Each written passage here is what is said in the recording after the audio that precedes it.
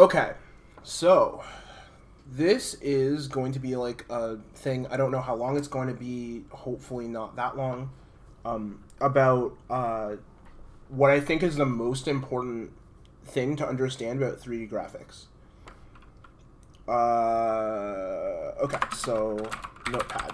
It's just a conceptual thing. I'm not even going to show any code. It's not like the code itself is like kind of ancillary to this idea. There's going to be a little bit of pseudo math. I'm just explaining what I'm explaining to get the point across. Okay, so first of all, just enough to get the point across. Just like, yeah. So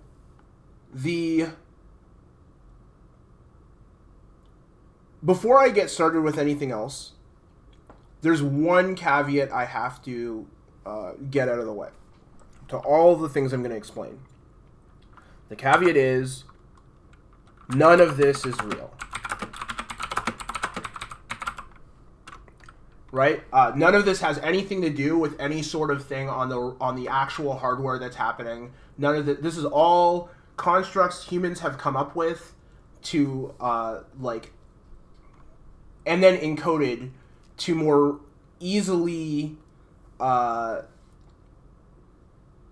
work with the things that they're talking about. And it's going to be like kind of clear pretty quick that that's what's happening. But like, yeah, it's just, we're just talking about really like at the end of the day, this is all like ones and zeros on your hardware, right? And then like a level of abstraction above that, it might be like assembly code. And then a level of abstraction above that, it's the code that you're writing in C or C++ or whatever, right?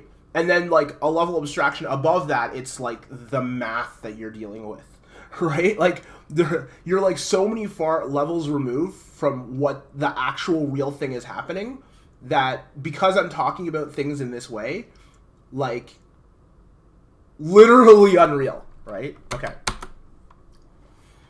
So I'm just going to get that out of the way because it's kind of distracting to have that like completely billboarded. Okay, so what is this? What are these ideas?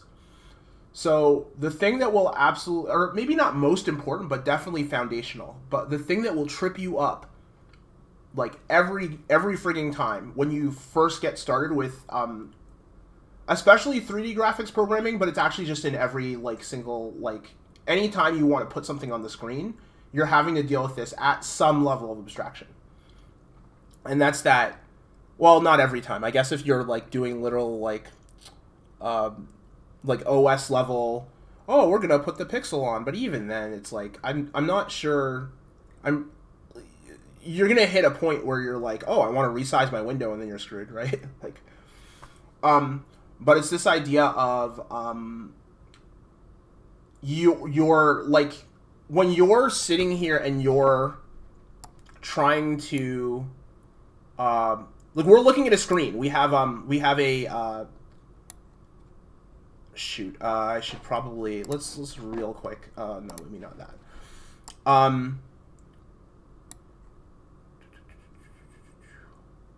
When you have a video game that you're playing, right? A whole bunch of shit is happening to the positions of the things on the screen in order to like jigger it into a position into a spot where it makes sense to you, right?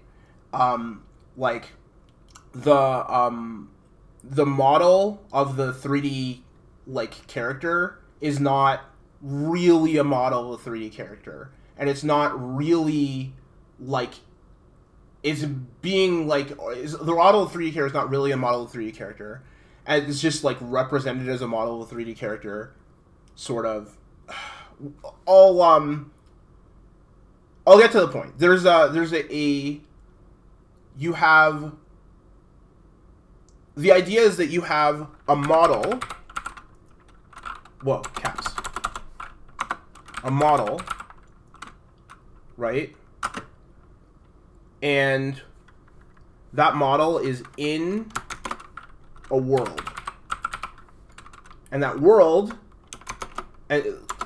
so far so good. That world is in your view space. And then only after all that, the view space gets put on your screen. And the reason why you were learning about, the reason why you were learning about vector like math and stuff like that is that's a way to manipulate that. But the reason why you were learning about that's a way to manipulate like that for like moving your things around, as you will have known from SDL. But the reason why you were learning about matrices, I kind of hate that the matrices were taught like so independent of any sort of 3D stuff, but I understand why, because they didn't have enough time to also teach you 3D. But the reason why you're messing around with matrices is because all these are matrices. You have a model matrix, you have a world matrix, you have a view space matrix, and you have a screen matrix. And then in order to get each of these things to work together, right? Like in order to, you have a model matrix, and these matrices are independent of each other, right? So you have a model matrix, and what you need to do with the model matrix, you need to put in the world, right? So what you do in order to get that to happen is you go model, these are matrices, sorry, other way around, world times model. Right? And this puts the model into the world, right? And then you want to put the world onto your like view space, right? The part of the world, the view space meaning the part of the world you can see, right? So you do this. And then you want to put that on your screen, right? So you do this.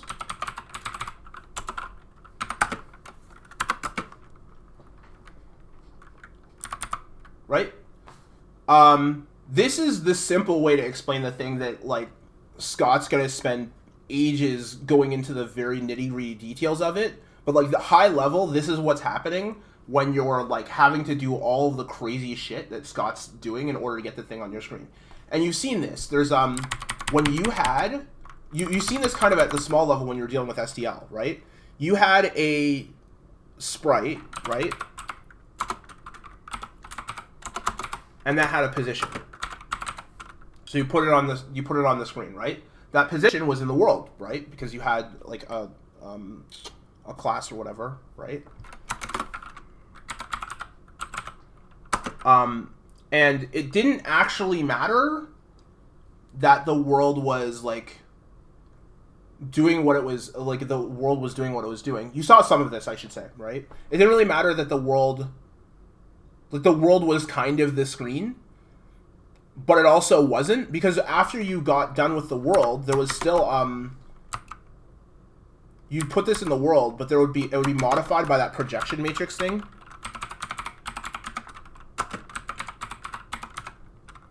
You don't actually have a camera in 2D, right? You don't actually have a camera in 3D, but you don't actually have anything that would be a camera in 2D, because the entire like thing is the screen, but technically your view space is like whatever would be on your screen, right? You have this projection matrix that the sprite would be in. There's one of these that's missing. I don't remember which one, actually. That might be something I need to like look at some point to clarify that point later or something like that. But basically you had some combination of these things, and there would be a filter before it actually got around to being like, put on your screen space.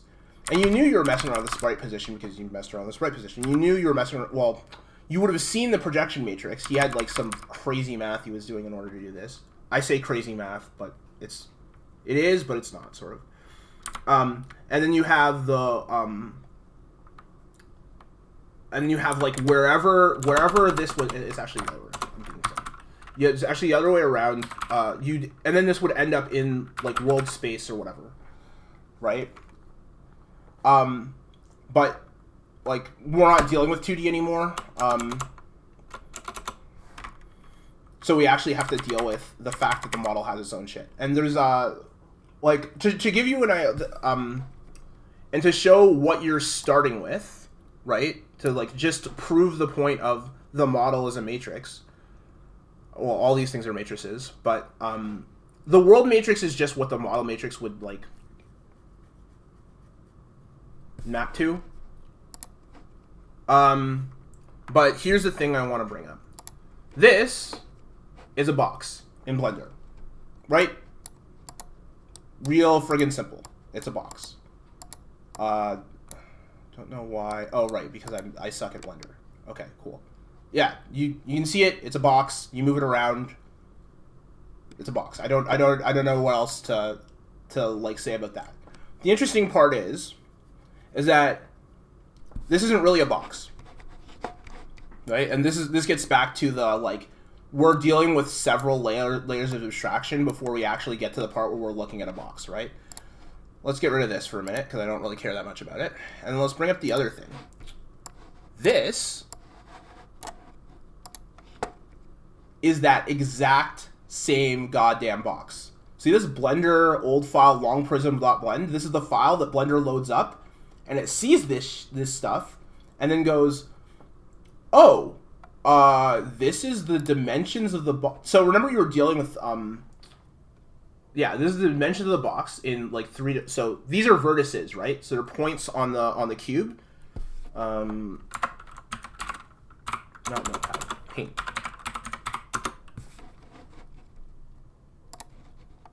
Oh no, how do I do this in paint? Oh god, I suck. I'm not an artist. I hope I'm doing this right.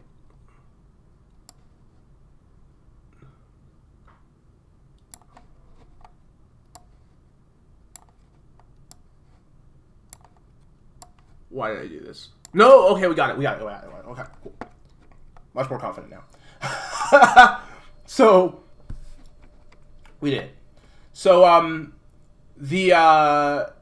so this box, right, has obviously 8 vertices. How does it actually? I don't know what this T is. Is it a texture or something? What the fuck? This is a normal. Yeah, okay. Yeah, 8 vertices. 1 through 8. Right? As you can see, oops. Here, right? You know how math works. You probably know how math works better than I do. And 6 normals. Right? Which are basically the like arrows out of the out of the faces, right? Because there's 6 of those. There's 6 faces on a cube, so there'll be 6 normals. I don't remember what this is. Textures? Don't know. I'm dumb. But yeah, basically you have your vertices, you have whatever this is, I don't remember what it is exactly, and then you have your vertex normals. And that will describe the cube so Blender can load it. Similarly, when you go to load up a model in your thing, in fact, if I hand you this file and then you try to load it using Scott's like parser, because he has like a parser that like lets you load different. He gives this to you, you don't even notice it's there, honestly. He gives it to you in the framework, and you don't even notice it's there, honestly.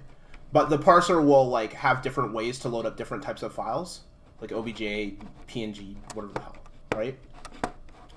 And yeah, it'll just read through this top to bottom, and then go, oh, okay, cool. We got ourselves a cube, and then just display that, or not display that. Load it in as like into your RAM, because it takes up more RAM the larger this file is. There's one of these that he shows you that's like, and it takes longer to load too, so there's a performance aspect to it. The larger this file is, but like really, this is X, Y, Z, right? And then your ability, and then when you of course when you let's go into Blender to show how this works again. To show you what you've been. I guess I can backdoor this way into what you've been doing with the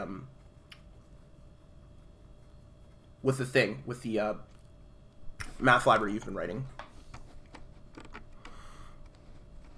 if I say, I can't remember how to, one of these things is selection. God, I don't know how to use Blender. I need to actually take some time to learn how to use Blender. Because I suck. Cube. Okay, transform. See this? Transform location X. And then when you want to say, Blender works in meters, which is interesting. If I say 40, oh, it disappeared. Where did it go? It went, 40 meters positive on the x-axis, which is this red line, right? If I want to rotate it, I say 30, and it rotates an angle 30 degrees on the x. Remember there was like a rotation Z thing that you were doing? Let's see what that actually looks like in practice. In 3D, I mean. What was the test number? 90 degrees or something like that? Oh, that's not going to be easy to tell with a cube. Oops. Let's do 45. There it is. There's your rotation 45 degrees in that thing, right? And then scale is just, I mean, you want it, if the numbers go up, the cube gets bigger. Oh, there's a long thing, right? So it's just a matter of that's what those math functions were doing. It's just a long set of ways in which to get, and then obviously some of these were like used in other things. So like the cross product.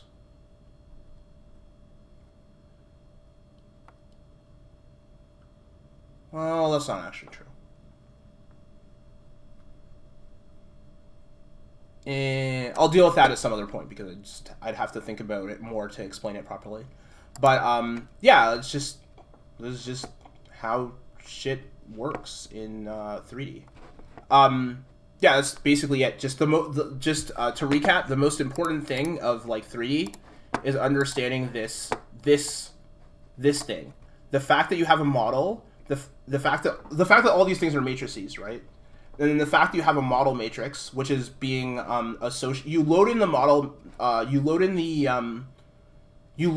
have this file, basically, right?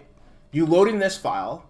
You associate this file with some like model with the model matrix, right? And then it maps to like, it's in model space, and then your model space has to map to world space, like you're slapping a thing onto, like, well, that's not actually true. But, like, your model space has to map to world space, right? So, in order to do that, you do a multiplication thing, right? And then your world space has to map to view space. And then your view space has to map to screen space. Same way, right? All of these things have to, like, combine with each other. And I should also say, actually, Scott's gonna be able to explain that more, like, better. The reason why we're doing it this way instead of going just like this